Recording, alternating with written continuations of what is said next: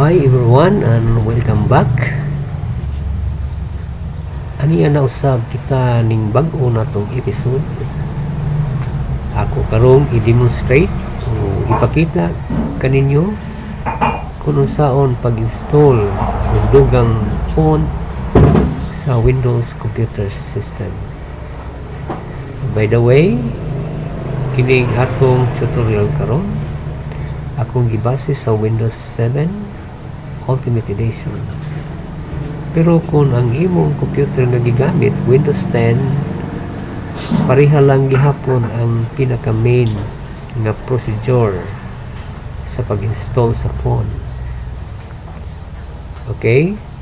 Aron sa paghatag dugang ideya mahitungod sa atong pagahisgutan, atong ablihon ang Microsoft Word, atong aninawon kung unsa ang mga font na naka-install karon sa atong demo computer. Okay, so ini ang Microsoft Word ug atong ipinhi. So kini siya. Okay, so mao kana siya, no, atong nakita ang mga font nga naka-install. So ato lagi scroll ni scroll bay jud ang ani ning computer. Okay, so mo na, no, ang mga font ni ning computer. So atong tan-awon ang control panel aron paghatag kanimo laing opinion mahitungod sa font. So as usual, i-click sa start button, control panel. Okay, so atong pilion ang large icons para sa device. Itong pangitawon ang font na button. Okay, so i-click. Okay, so kini nga next window atong makita ang mga naka-install karon nga mga font. So atong i-scroll.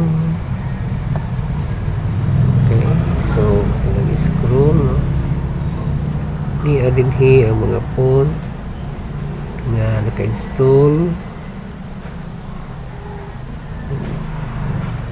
installed by Microsoft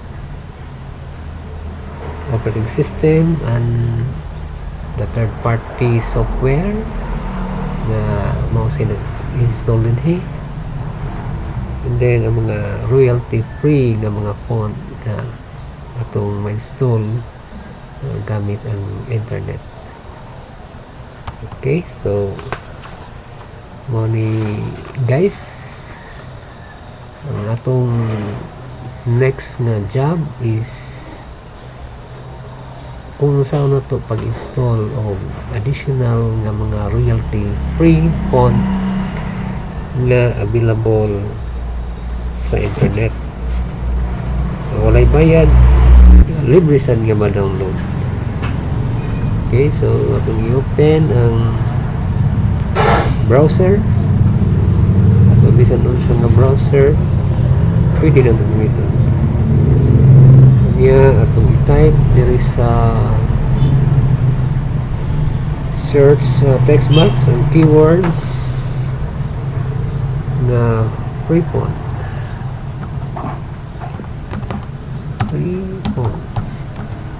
Kung i-press ang enter. Okay, so mo ni guys ang resulta karon. So pwede ta di mamili kini nga website. Okay, so ato lang paaboton guys. Nya scroll diri. So ato ni siyang pilion. Pili siya. Okay, sa Angeline Vintage. And then brass phone kini. So i-click ang download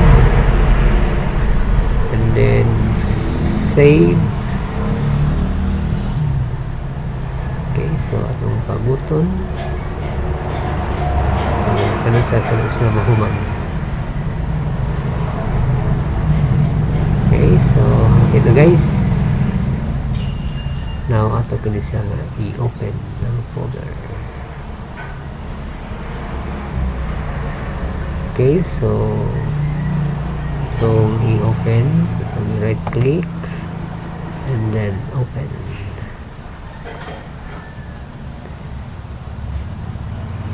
Okay, kini siya. And then ito na siyang click din here. Okay, so money guys. Yang sample view. Now ato kini siyang i-click ang install. Okay, so naka-install na kana siya karon dinhi sa atong computer. So mao kini atong i-download na phone Angeline Vintage. Okay, so muna guys, so na-download na to, na-install na ito karong i-view diri sa control panel. Okay, so atong pangitaon Angeline Vintage, no? So atong i-scroll. Okay, muna siya guys, ang phone nga itong na-install gikan sa internet nga royalty free. Okay, so ato sa tanawon diri sa Microsoft Word kung ano na ba now niya muna siya guys ang itong na-download. So pwede nyo na itong gamitin once nga mo dito say sinas. So ano siyang highlight. Okay, so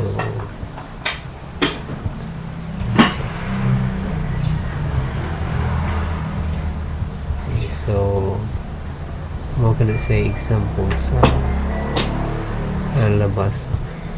So kung pag-edit gamit ang Angeline Vintage nga royalty free phone. Okay, so only kini atong tutorial karon guys, nahuman na. Ug salamat sa inyong pagsunod nini. Right guys, I have already demonstrated how to install additional phone to your Windows system. Thank you.